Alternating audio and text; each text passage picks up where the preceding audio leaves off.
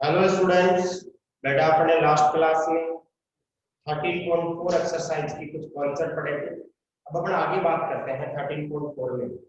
देखिए 13.4 एक्सरसाइज है, उसमें अपन ने बहुत चीजें पढ़ी थी। अब आगे बात करते हैं अपन, वो देखिएगा। अगला जो अपना कॉन्सेप्ट है वो क्या है। मान लीजिए यदि दो सदिश ए व बी समांतर हो तो क्या होगा। आपको पता है समांतर होने तो ए बराबर क्या होता है, लैम्डा बी। अगर दो सदिश समांतर है तो ए बराबर क्या होगा, लैम्डा बी होगा। अपन आदिस्त्रिक गुणनफल पढ़ रहे थे, ए बी सी पढ़ रहे थे कल, या समझ लो। अब यहाँ पे ए की वैल्यू क्या रख दूंगा मैं, लैम्डा बी, और आपके पास बी, और ये क्या हो जाएगा, सी हो जाएगा। इस लैम्डा को आप बाहर लिख सकते हो, या आपको पता है इस लैम्डा को बाहर लिख देंगे अपन तो अपने पास क्या बचेगा, बी बी सी। अगर दो सेम होते हैं तो वैल्यू क्या होती है, जीरो होती है।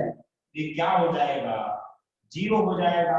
इसका मतलब क्या हुआ कि समांतर होने की कंडीशन में भी वैल्यू क्या होगी, जीरो होगी। अदिश गुणनफल दोनों भी समांतर हो सकते हैं, तीनों भी समांतर हो सकते हैं, कोई भी दो समांतर हो सकते हैं। ठीक है, समझ में आ गया होगा। जैसे मान लो ऐसे होता ए लैम्डा बी और बी होता तो भी इसकी वैल्यू भी क्या आ जाती, जीरो आ जाती। ठीक है, अब अगला कॉन्सेप्ट है वो क्या है, अगला कॉन्सेप्ट है वो क्या है आपकी बुक में, चतुष्फलक का आयतन। क्या है, चतुष्फलक का आयतन। देखिए चतुष्फलक का आयतन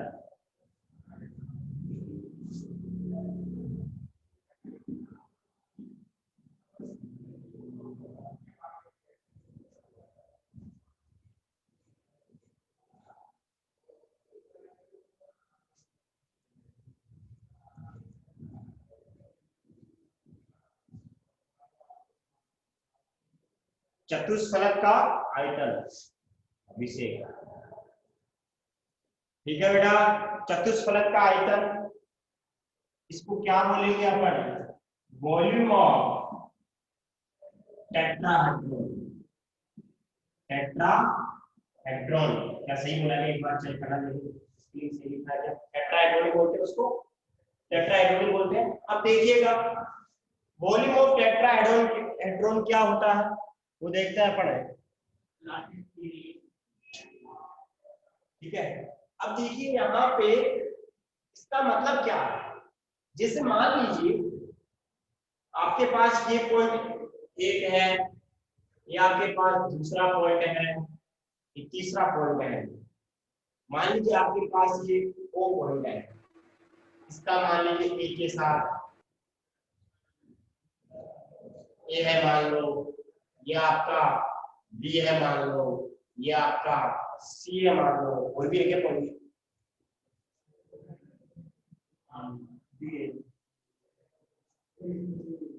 ओ है, ए है, बी है और सी है। ठीक है, अपन थोड़ा इसको डायग्राम को दूसरे तरीके से ड्रॉ करें। ये मान लीजिए आपका बी पॉइंट है और ये मान लीजिए आपका सी पॉइंट है। ठीक है, मान लीजिए इसका इस तरह सदिश ये हो गया। आपको पता है मूल बिंदु के सापेक्ष किसी बिंदु का इस तरह सदिश होता है। किसी भी बिंदु का जो सदिश होता है मूल बिंदु के सापेक्ष उसको किस तरह सदिश बोलते हैं।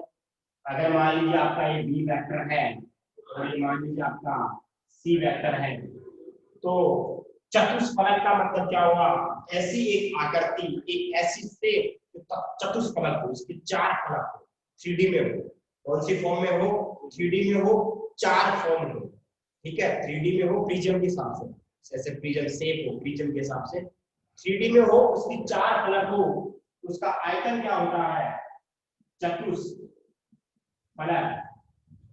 का आयतन होता है 1/6 A B and C।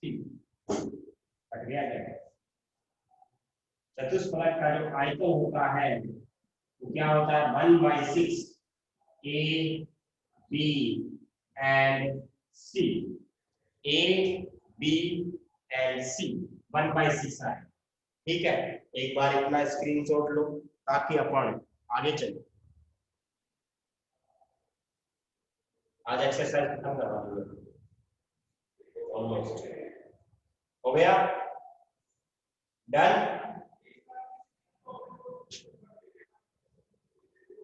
हाँ जी,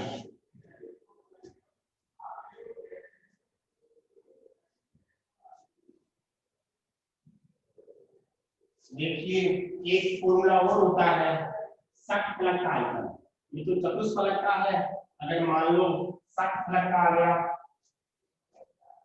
अगला कॉन्सेप्ट है षटफलक का आयतन।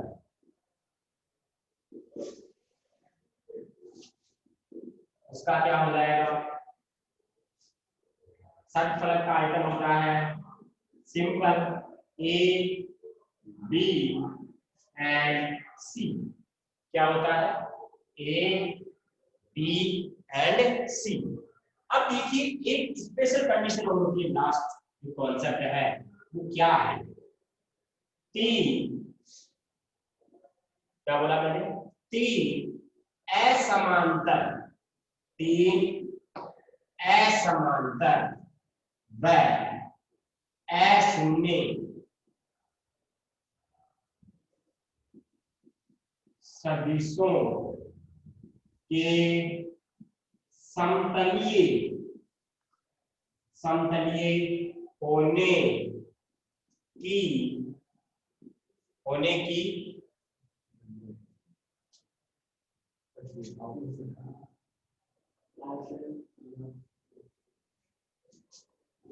समतलीय सदिशों के समतलीय होने का आवश्यक व पर्याप्त, पहले पर्याप्त है आवश्यक, पर्याप्त व आवश्यक होने की शर्त।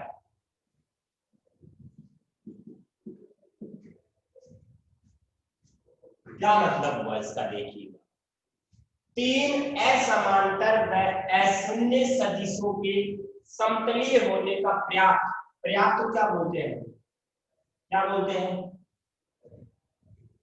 सफिशिएंट, क्या बोलते हैं पर्याप्त को, सफिशिएंट, इसको तो क्या बोलेंगे अपन, सफिशिएंट, इसको क्या बोलेंगे, नेसेसरी।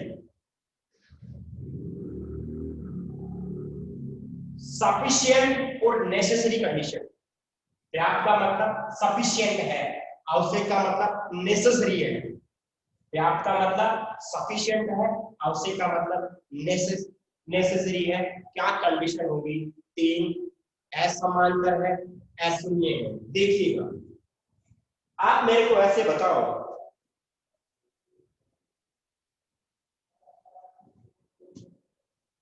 आपके पास माना A B व C असमांतर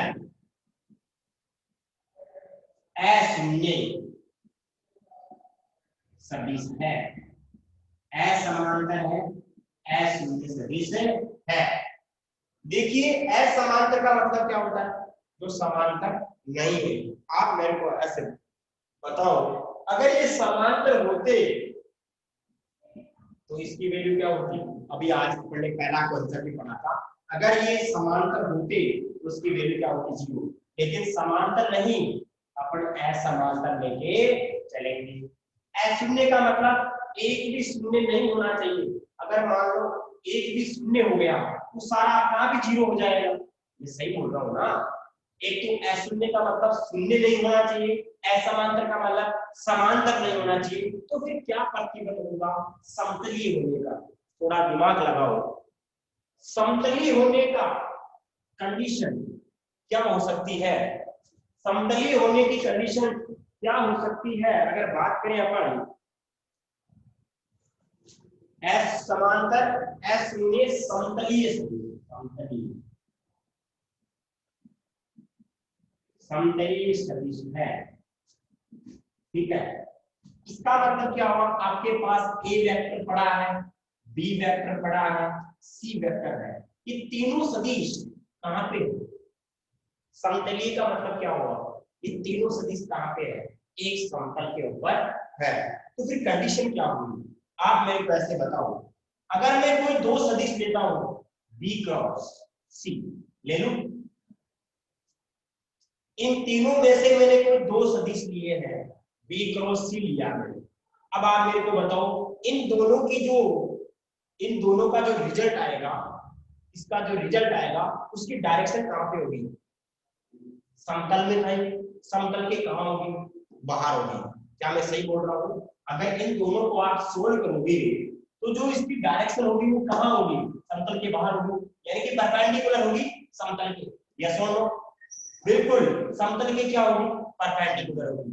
जब इनकी डायरेक्शन समतल के परपेंडिकुलर होगी, और आपको पता ए कहां पे पड़ा है? ए कहां पे पड़ा है? ए कहां पे पड़ा है? समतल पे पड़ा है। ए तो समतल पे है, और इन दोनों का जो क्रॉस प्रोडक्ट करवाया वो कहां पे आया? परपेंडिकुलर। मतलब मैं ऐसे कह सकता हूं कि आपने इन दोनों का जब क्रॉस प्रोडक्ट करवाया इन दोनों का, तो उनकी डायरेक्शन तो परपेंडिकुलर आई, आई नहीं है?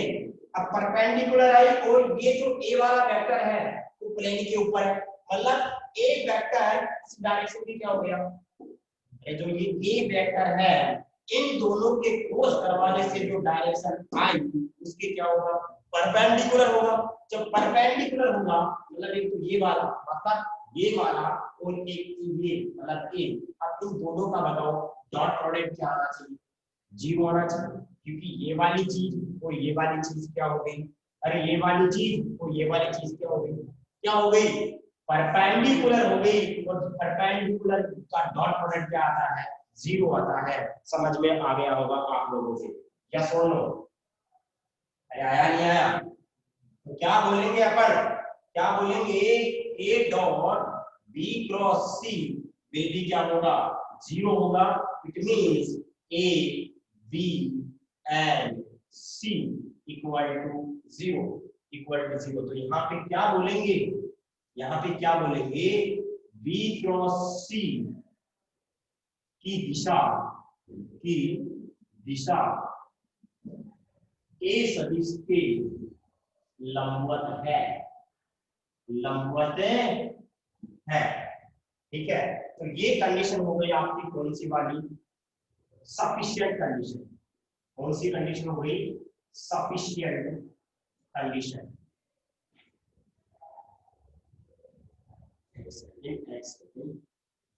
पर्याप्त बोलो या इसको क्या बोलो?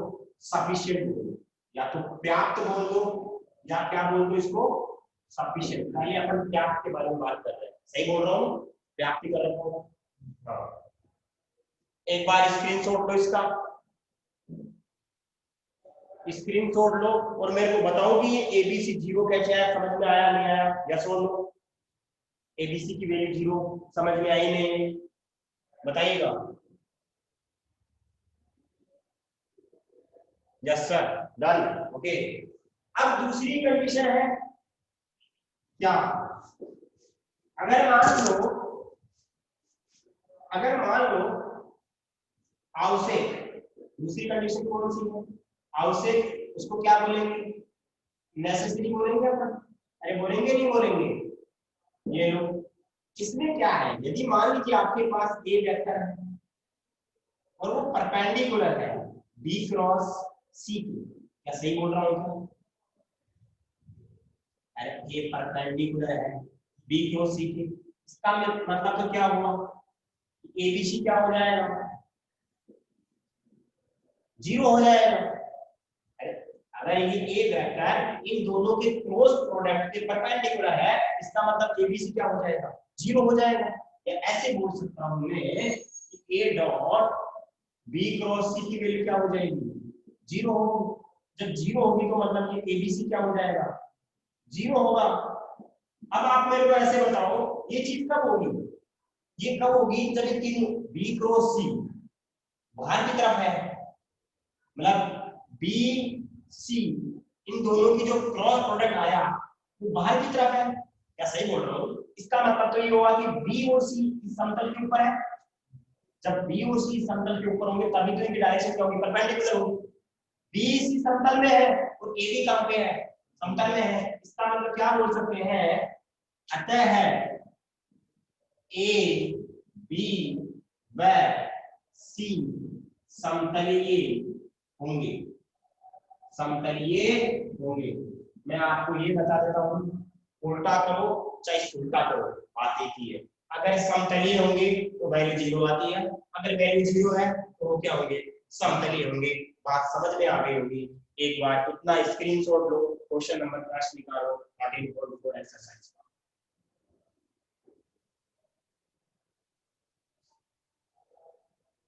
Done, okay.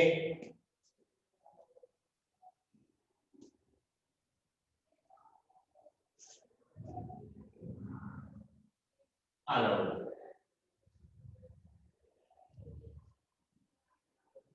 हाँ एक चीज और थोड़ा सा और रह गया अपने पास। जैसे मान लीजिए आपके पास एक छोटा सा कॉन्सेप्ट और रह गया कि मान लीजिए आपके पास ए वेक्टर है, a1 i cap, a2 j cap, a3 k cap. आपके पास बी वेक्टर है, b1 i cap, b2 j cap, b3 k cap. आपके पास सी वेक्टर है, c1 i cap, c2 j cap, c3 k cap. तो आप मेरे को बताओ a dot b cross c इसका मतलब क्या होता है, एबीसी होता है क्या, अरे बोलो। इसको कैसे सोल्व करेंगे, आपको पता है दो का क्रॉस प्रोडक्ट करवाएंगे तो एक वेक्टर आएगा, दो वेक्टर का क्रॉस प्रोडक्ट रिजल्ट के लिए वेक्टर में वेक्टर का वेक्टर के साथ डॉट प्रोडक्ट करवाते हैं, स्केलर अदिश राशि आती है, यानी कि इसका जो आंसर आएगा वो एक अदिश में आएगा। तो कैसे सोल्व करते हैं, सारणिक मेथड से सोल्व करते हैं। कैसे करेंगे, पहले वाले के component a1 a2 a3 b1 b2 b3 c1 c2 c3। जब अपन a क्रॉस b कर रहे थे तो यहाँ पे क्या लिख रहे थे अपन, आई जे के लिख रहे थे। क्यों लिख रहे थे, क्योंकि इसका मतलब इसका आंसर किसमें आएगा, सदिश में आएगा। तब यहाँ पे क्या लिख रहे थे अपन, आई जे के। लेकिन यहाँ पे तीन वेक्टर है, इसमें तीनों के क्या आ जाएंगे, कंपोनेंट आ जाएंगे। ठीक है, समझ में आ गया होगा। अब अपन क्वेश्चन की बात करते हैं, एक्सरसाइज नंबर 13.4 का क्वेश्चन नंबर फर्स्ट। 13.4 एक्सरसाइज का क्वेश्चन नंबर फर्स्ट की बात करते हैं। पहला क्वेश्चन है, निश्चित कीजिए कि ये जीरो आना चाहिए। देखिए पहला है, पहला का मैं एलएचएस लिख रहा हूँ। एलएचएस क्या है, आई जे के, ठीक है। आगे क्या है, आई जे के प्लस आई के जे। इसकी वैल्यू क्या आनी चाहिए, जीरो आनी चाहिए। क्या आनी चाहिए, इसकी वैल्यू क्या आनी चाहिए, आई के और जे। अब देखो इसको कैसे सोल्व करेंगे, पहला वाला वेक्टर ऐसा का ऐसा, अंदर वाले का दोनों का क्या हो जाएगा, क्रॉस प्रोडक्ट हो जाएगा। अगले वाले को कैसे लिखेंगे, आई डॉट के क्रॉस जे आएगा।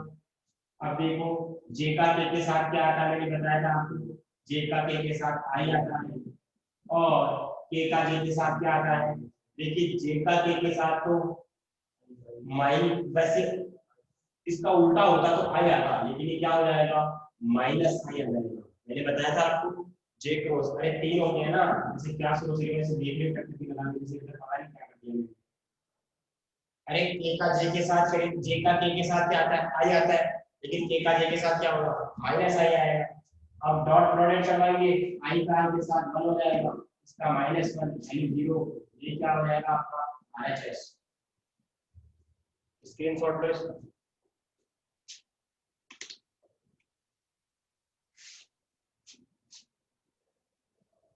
स्क्रीनशॉट ले लो इसका,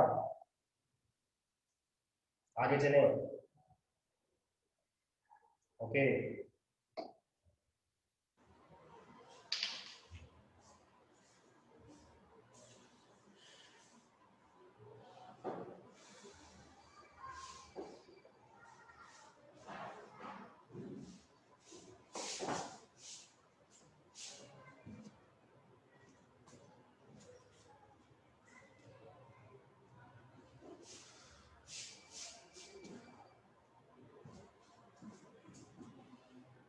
टू आई जे के, अगला क्वेश्चन है, इसका सेकंड पार्ट है, LHS लिख रहा हूं मैं, 2i जे के प्लस आई के जे प्लस के जे 2i, इसकी वैल्यू 1 आनी है, -1।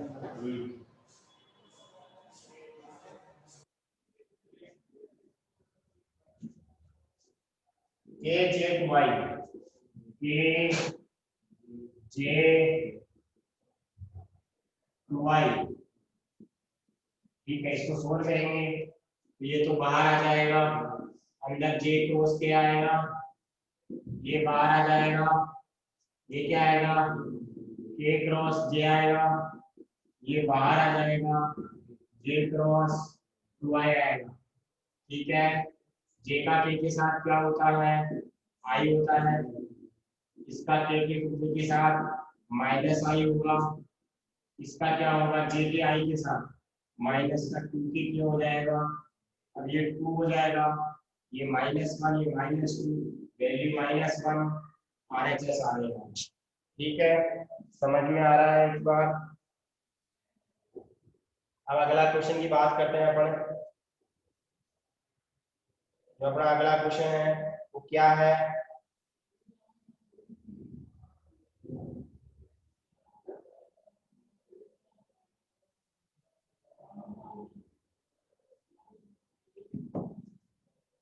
Question number second, question number second में आपको ए दिया हुआ है, ए दिया हुआ है 2i माइनस का 3j, 2i minus 3j plus का 4k कैप, और आपको बी दिया हुआ है, बी क्या दिया हुआ है, i plus 2j, i plus 2j minus क्या क्या दिया हुआ है, सी दिया हुआ है, सी दिया हुआ 3i cap minus j cap plus का 2k कैप। आपको करना क्या है, एबीसी सोल्व करना है,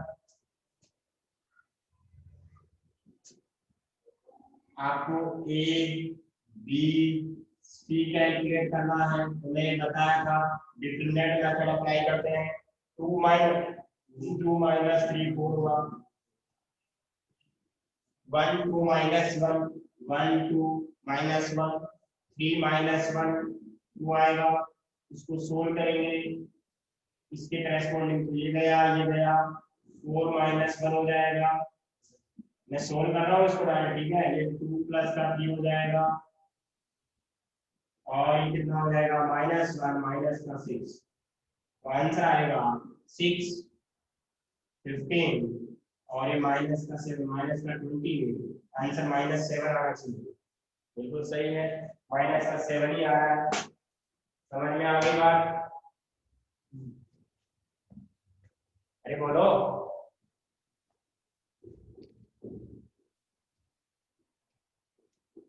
एक बार स्क्रीनशॉट लो इसका,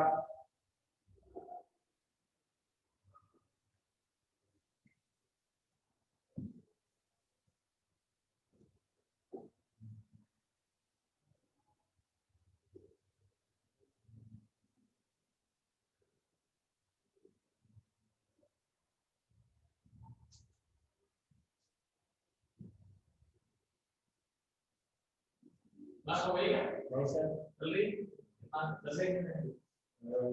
10 मिनट एग्जैक्ट मैडम तो करा।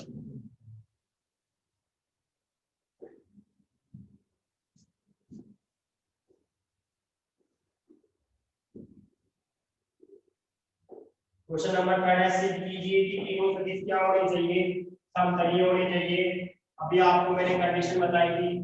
आपको देखिए, पहले वाले को अपन ए मान लेते हैं।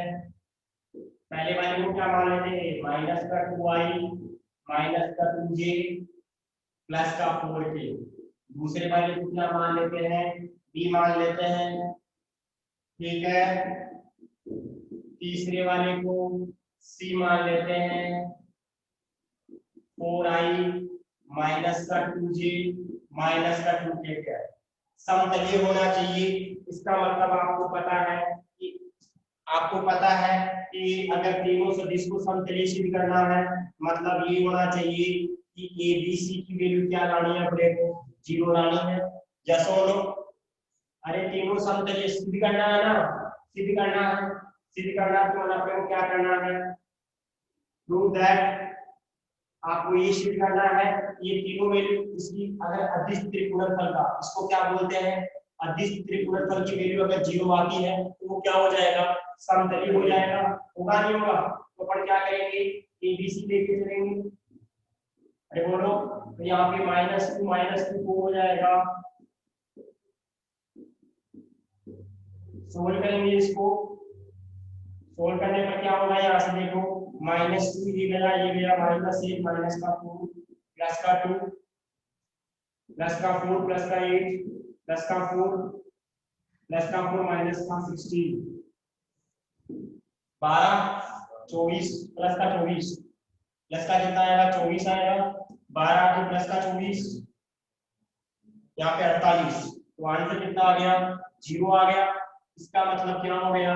अगर एबीसी की वैल्यू 0 आ गई, अतः ए बी व सी क्या होंगे? समतलीय होंगे। क्या होंगे? समतलीय होंगे। बात समझ में आ गई होगी। क्वेश्चन नंबर 4 की बात करते हैं। लैम्डा के लिए किस मान के लिए सदिश समतलीय होंगे? अब आप मेरे को ऐसे बताओ, क्वेश्चन नंबर जो 4 का फर्स्ट है उसमें ऐसे बोल रहा है कि तीन सदिश क्या है? समतलीय है। अगर समतलीय है, ए का मान दे रखा है आपको। ए का मान क्या दे रखा है? 2i माइनस, ए का मान दे रखा है 2i माइनस जे प्लस के। बी का मान क्या दे रखा है? बी दे रखा है i प्लस जे माइनस का 3 के दे रखा है। सी का मान क्या दे रखा है? 3i प्लस का लैम्डा जे प्लस का 5k के है। समझ में आ गया? अब देखो, आपको ऐसे बोल रखा है कि ए बी तथा सी क्या है? समतलीय है। जब समतलीय होते हैं तो आपको पता है क्या होता है? समतलीय होते तो क्या होता है? ए बी सी की वैल्यू क्या हो जाएगी? 0 हो जाएगी। 0 के इक्वल। अरे 0 के इक्वल होगी नहीं होगी? और इसको कैसे लिखेंगे? डिटरमिनेंट की फॉर्म में लिखेंगे। लिखेंगे नहीं लिखेंगे? इसको डिटरमिनेंट की फॉर्म में लिखेंगे। कैसे? सारी डिटरमिनेंट की फॉर्म में लिखेंगे, इक्वल में क्या कर देंगे? 0 कर देंगे। अरे इसको तो डिटरमिनेंट की फॉर्म में लिखेंगे, इक्वल में 0 कर देंगे, तो यहाँ से किसकी वैल्यू आ जाएगी? अरे किसकी वैल्यू आ जाएगी? लैम्डा की वैल्यू आ जाएगी। इसको तो डिटरमिनेंट लिख देंगे, इसको तो क्या लिख देंगे? डिटरमिनेंट। और इक्वल में क्या है? 0 है। इसको सोल्व करेंगे तो क्या लैम्डा की वैल्यू आ जाएगी? क्या बात समझ में आ गई? अरे क्या बात समझ में आ गई? क्या मैंने बात बोली वो समझ में आई नहीं आई? मयंक दाखड़? Yes sir. आ गई सर। क्या फोर्थ क्वेश्चन कंप्लीट कर सकते हो क्या? फोर्थ क्वेश्चन कंप्लीट कर सकते हो क्या? बिल्कुल कर सकते हो। जो फोर्थ वाला क्वेश्चन है जो फोर्थ वाला क्वेश्चन है वो आपके उदाहरण नंबर 25वां है, ऐसा ही है। तो उदाहरण नंबर आपका जो 25 है, क्या ये क्वेश्चन नंबर फोर्थ वैसा ही है क्या? इसका स्क्रीनशॉट ले लो, इसका स्क्रीनशॉट ले लो ताकि अपन आगे चलें।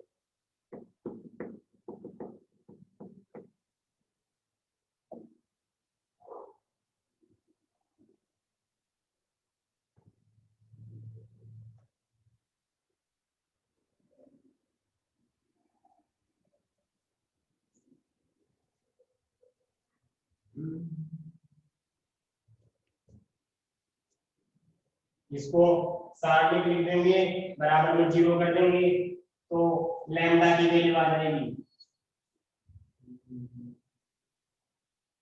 अब क्वेश्चन नंबर आपका 5 है, सिद्ध कीजिए कि चारों बिंदु क्या होने चाहिए, समतलीय होना चाहिए।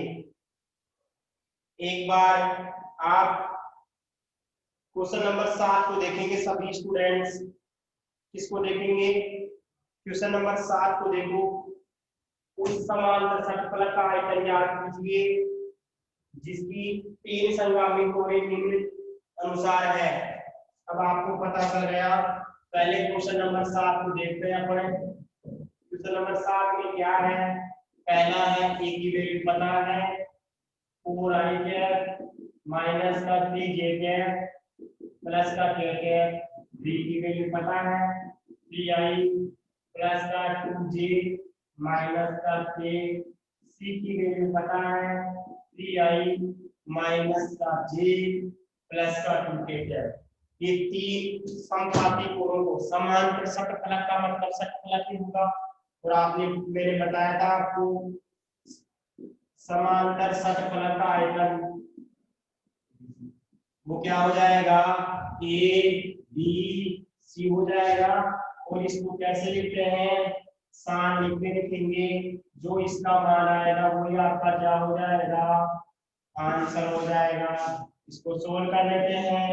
ये गया 2 2 4, बीच में माइनस का चिन्ह आता है, -1 को -1 से मल्टीप्लाई करेंगे, प्लस का वन आएगा।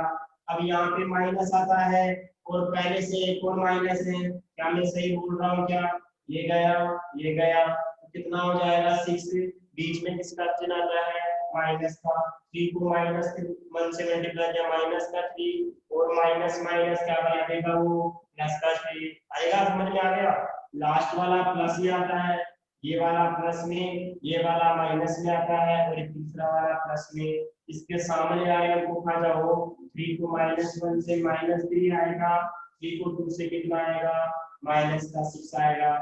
4 में से बन गया 3, 3 को 4 से मल्टीप्लाई किया 12 आएगा, 6 को 3 से मल्टीप्लाई किया 9, 9 को 3 से 27, प्लस का 27 आ जाएगा, और ये माइनस का 9 हो जाएगा। कितना बचेगा, ये 30 आएगा। कितना आएगा, 30। लेकिन आयतन की बात कर रहा है तो अपन क्या लिखेंगे, घन घन इकाई। यहाँ लिख देता हूँ, यहाँ लिख देता हूँ लास्ट में 30 घन इकाई। बात समझ में आ गई? 30 घन इकाई। क्या आप लोग क्वेश्चन नंबर इसका सेकंड पार्ट कर सकते हो, यस और नो? क्या आप लोग इसका क्वेश्चन नंबर सेकंड वाला पार्ट कर सकते हो? अरे क्वेश्चन नंबर 7 का सेकंड हो जाएगा। अब 2 क्वेश्चन बचे हैं, 5 वाला और 6 वाला। ठीक है, तो कल ये दोनों क्वेश्चन कर लेंगे और एग्जाम्पल कर लेंगे सारे।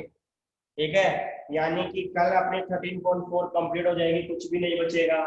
फिर 13.5 में एक ही फॉर्मूला है, बस ओनली एक ही फॉर्मूला है, उस फॉर्मूले से पूरी प्रश्नावली टिकी हुई है।